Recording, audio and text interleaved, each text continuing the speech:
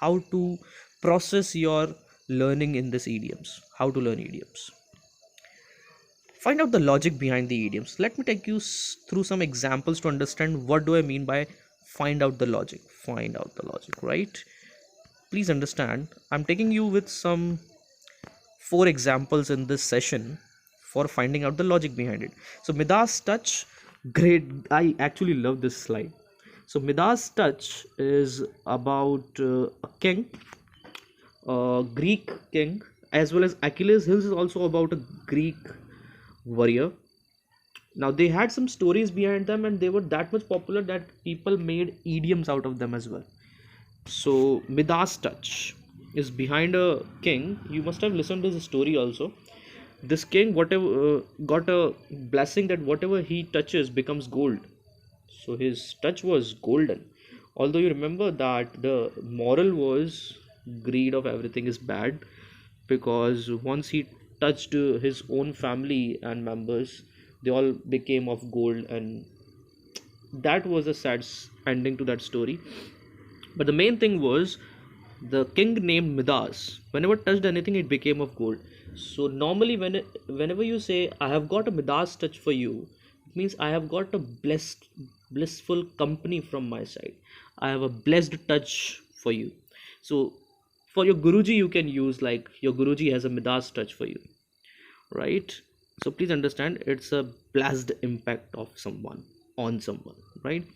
Achilles heels. Now Achilles heels is the same story like in Mahabharat. You have understood about Duryodhan.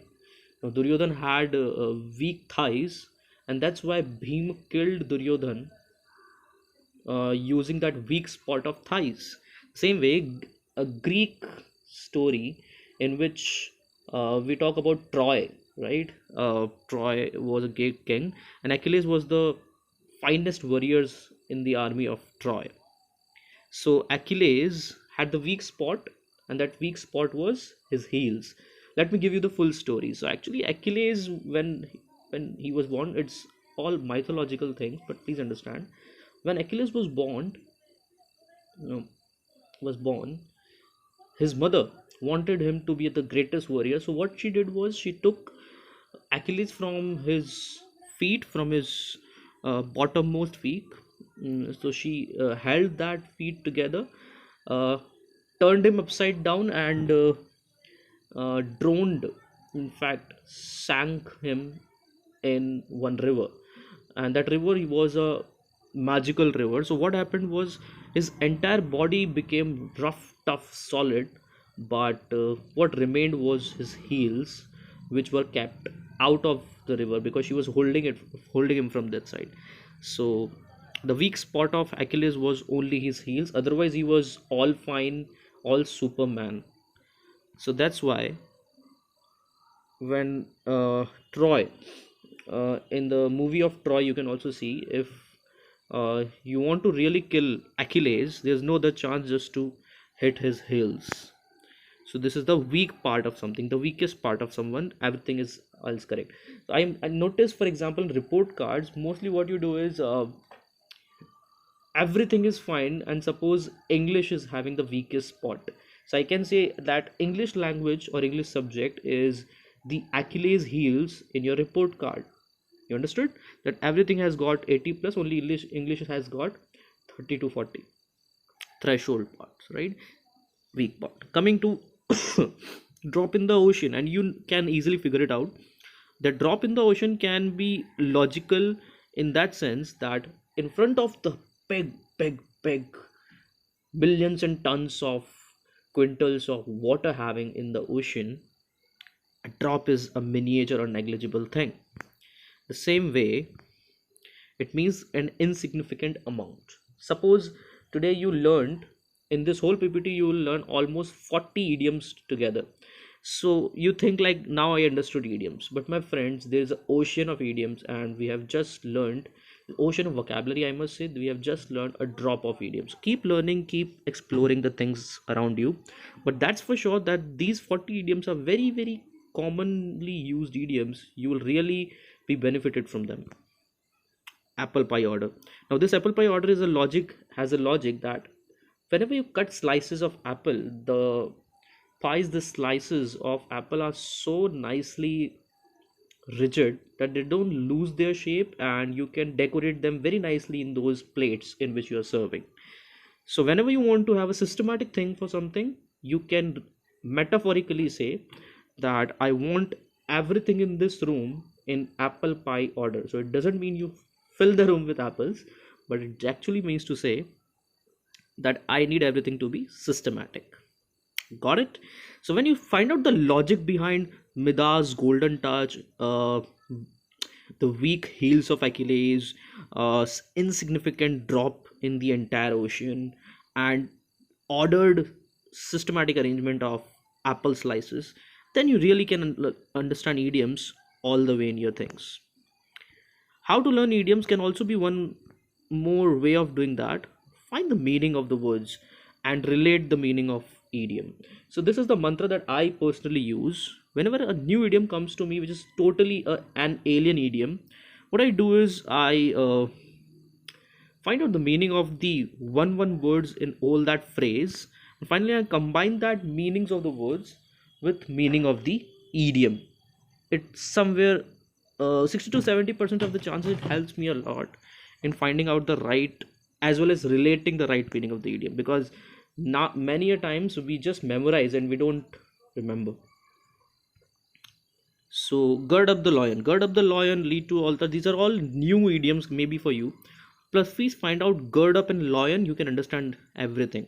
So gird up is something that you circulate, that you surround yourself with. I must say, when you fasten your laces, that is also girding up them. So gird up is actually fasten, but loin. Remember, this is not lion. This is loin. I'm not talking about any share. I'm talking about dhoti. I'm talking about the abdomen part of your body where you wear some cloth, mostly a lungi, dhoti kind of thing, a cloth that you wear in your abdomen, right? So gird up the loin is actually getting ready for something, and you can easily relate with this picture, right? This person is getting ready to do something big. Yes, so prepared for a tough task. Lead to the altar. Now, lead to the altar, may the only new word that you can find is altar. If you understand altar, you can find out the entire meaning as well. Altar is a burning place or a burning bucket, mostly used in some religious things, right? Spiritual things. You must have seen altar in churches, in temples, and many more places. So if you're leading to the altar, one point or one hint easily goes that it has to be a religious or a spiritual thing. But please understand, altar is the same thing around which in Hindus you have seven holy rounds. फेरे लगाते हैं, right? The seven holy rounds around the altar is a key feature of Hindu marriage, and that's why you can say lead to the altar is actually to get married, to marry somebody, right? So good news. Now you can use this word for your own personal reasons. I want you to lead to altar. Yeah, let's lead to altar, and actually means let's marry, right? Bandy words. Now bandy words can be easily related with this picture, because bandy is something bulging out, something is carving out. This is the literal meaning of bandy. And when I say bandy word, these are those words which are easily, by which you can easily get offended, you get hurt by listening to these words. So bandy words are argumentative words, harsh words.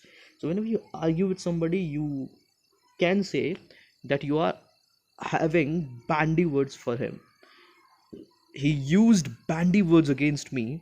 It means he argued with me. Double edged sword. I hope you already can relate with this. Sword is the only word on which the meaning of this idiom depends. So sword is talwar, sword is sharp tool, sharp weapon, I must say, sharp weapon mostly used in battles. And if I say double edged sword, then it is not only harming your enemy on whom you are attacking, but also harming yourself. So double edged sword is profit plus loss at the same time. Basically it means harmful for others as well as yourself. So got the thing. Find out the meaning of the new words in that idiom and then relate it with the entire meaning. Now you will never forget these idioms if you learn like them. cluster the similar idioms together. This is the favorite technique of mine as well, because whenever you have 100 plus idioms in your mind and then you fail to reconcile them together, what I can do is, suppose let's take an example. Fit as a fiddle is a very common idiom that we use whenever you want to ask how are you, and we have just mucked up this phrase I am fine, I am fine. Today if I wake you up in the night as well and ask you how are you in night, you may be wanting to kill me waking you up, but still you have memorized I am fine, and that is the only phrase that you say. Please bugger off, remove this, and use some new words like I am fit as fiddle whenever you actually are fit. Hard nut to crack, that can be a opposite of different, obviously it's a negative term to use. Hard nut to crack, kind of a very difficult task to do, but suppose I want to find out similar meanings like them. So what I will do is, I'll relate the idioms related to fit as fiddle and hard nut to crack together. For example, hale and hearty is a new word for. In Punjabi, we say bhala and changa. In the same sense, in English, we say hale means I am breathing, and hearty is I'm happy from my heart. So hale and hearty is actually the same as fit as fiddle. And sometimes we also say I am in pink, I was in pink, I will be in pink. Mostly they are being in pink. And being in pink means not actually in pink dress, but in fine mood. So if my mood is chilled, I am really fine. Fit as fiddle, hair and arty, and being in pink, all of them are actually I'm fine, right? So you can use them in place of good state, good mood, kind of that. A hard nut to crack is something which is a challenging task to do. Why don't you use Herculean task in place of it? Now again, a mythological figure. Hercules was a great man. Many things were uh, possible when he made them possible. Actually, they were impossible things.